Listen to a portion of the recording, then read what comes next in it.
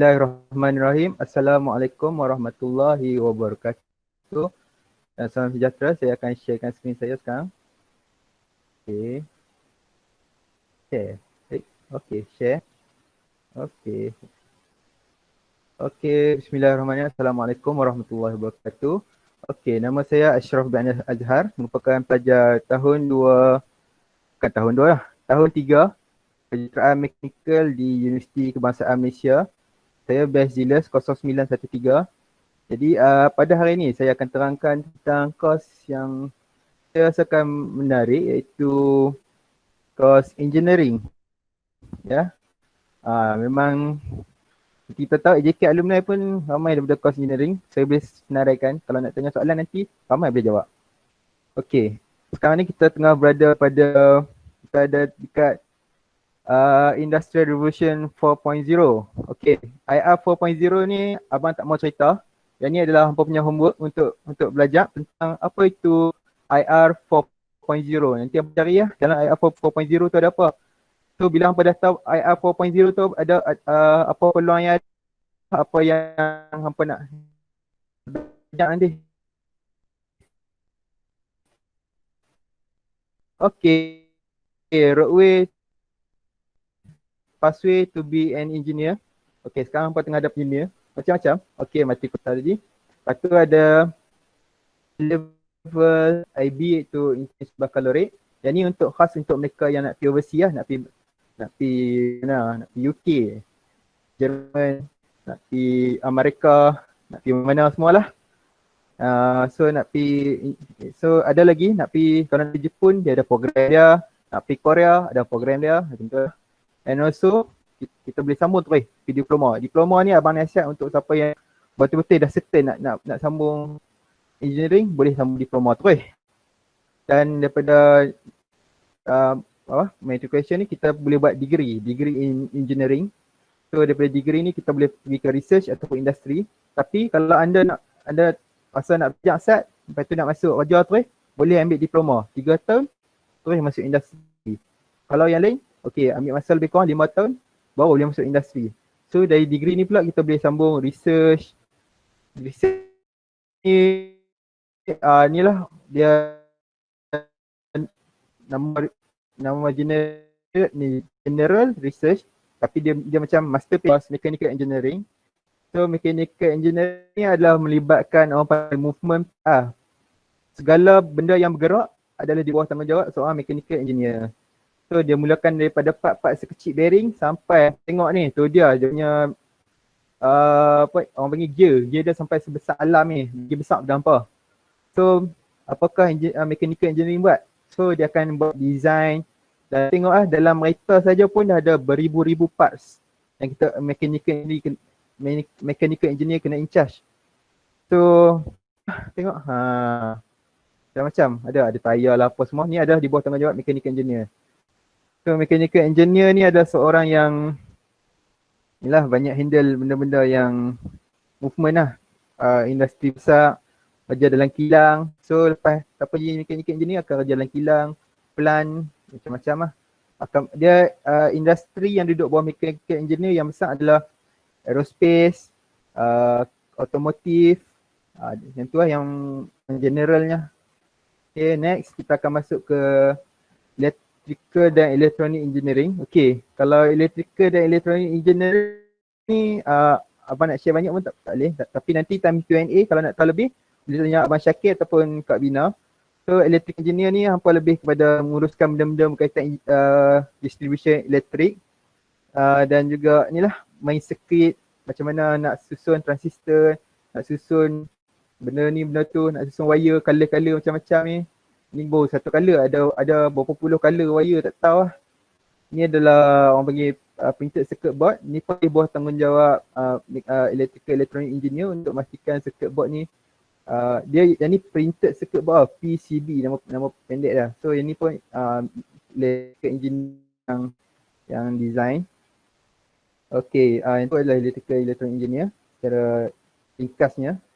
Alright, seterusnya adalah berkenaan civil engineering. Civil engineering adalah berkaitan kerja-kerja awam, mungkin kejuruteraan awam lah.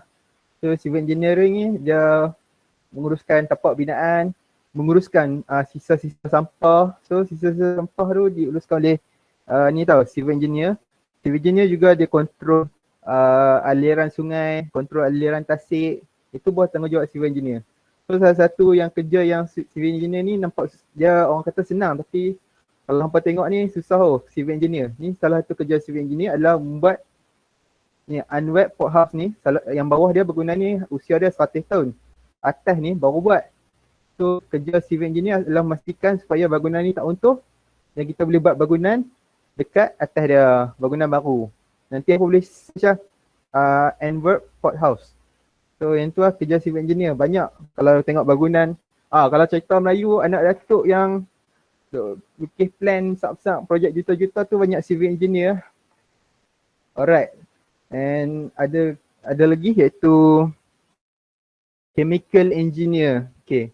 Chemical engineer ni dia banyak melibatkan proses kita buat chemical daripada sekecil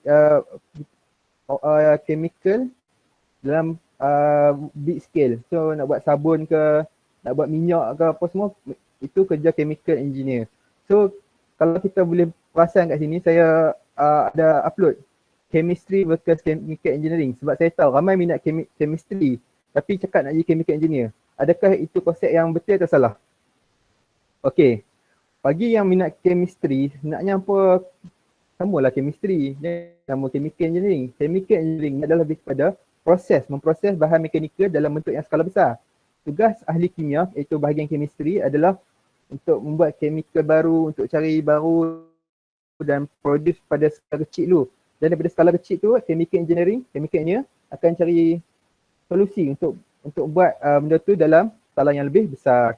So contoh-contoh chemical engineer tu lah, dia gunakan mesin besar ni untuk hasilkan chemical. Dan yang ni gambar daripada kilang IOI dekat, kalau hampa perasan sebelum naik jabatan tu, ada kilang ni. Yang tu kilang chemical, dia pun buat sabun. So tugas-tugas chemical engineering adalah untuk pastikan tempat-tempat ni, pipeline yang beribu-ribu ni function. Itulah tugas chemical engineer. Okay, dan seterusnya adalah, saya rasa kejayaan ni dalam banyak-banyak engineering, yang ni kot paling kaya, iaitu software engineer. Software engineer sekarang ni sangat-sangat diperlukan sebab banyak sangat apps yang sedang dibuat. Macam-macam software engineer ni dia ni lah lebih kepada buat software. So macam hampa tengah tengok Google Meet, itu telah dibuat oleh software engineer. Google Drive semua, itu semua software engineer Google yang buat. Kalau kat Malaysia ni pun software engineer pun gaji boleh tahan lah. Starting pun dah 3-4K lah. Yang ni boleh mahal. Kalau engineer yang lain starting 2.5 lah. Yang ni 4K ke atas. So kalau siapa yang masih cari-cari tak tahu nak buat apa, ada yang minat komputer, boleh try software engineering. So universiti-universiti yang lokal yang boleh tengok ada dua jenis, iaitu research university. UTM ni kira paling power engineering. Yang kedua USM, lepas tu UM, UKM, UTM. Yang ni semua yang kira facility semua tip-top lah. Begitu juga dengan yang private university yang top sekarang ni UTM dalam engineering. Kalau tanya abang tahu UTP, abang bos-bos pun suka budak-budak UTP ni. Dia ada cakap abang macam tu. Unitan, MU ni pun semua padu-padu juga. Terus selain daripada tu kita boleh sambung juga dekat UTHM, UTM, Unimed dan juga Politeknik ni untuk siapa yang nak sambung diploma. So Politeknik pun boleh banyak juga course kejuruteraan yang hampa boleh pilih. So UTHM, UTM, Unimed ni pilihan yang bawah-bawah sikit tapi salah nak sambung sini.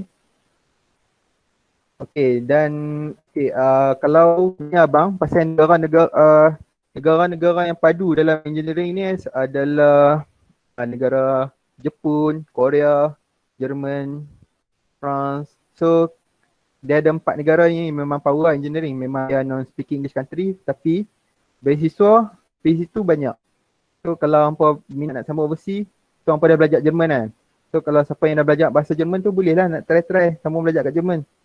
Sebab Jerman ni memang negara engineering yang power lah. Begitu juga dengan Jepun, Korea, memang mereka lagi power lah dari kita. Abang pernah agak pergi belajar engineering kat Jerman macam tu lah. Okay, apa lagi? Kalau engineering ni kelebihan dia memang dalam pekerjaan insya-Allah ada, memang semua boleh masuk. So itu sahaja daripada abang. Sekian, terima kasih. Kiranya ada apa-apa soalan, kita sembang balik nanti ya, bila habis sharing session nanti. Kalau soalan macam-macam. Kalau hampa nak tahu soalan tentang engineering ada, semua bidang kita ada hari ni. Mechanical kita ada orang, civil kita ada orang, electrical semua ada orang. So jangan risau. Apa soalan tanya aja. Alright, sekian, terima kasih.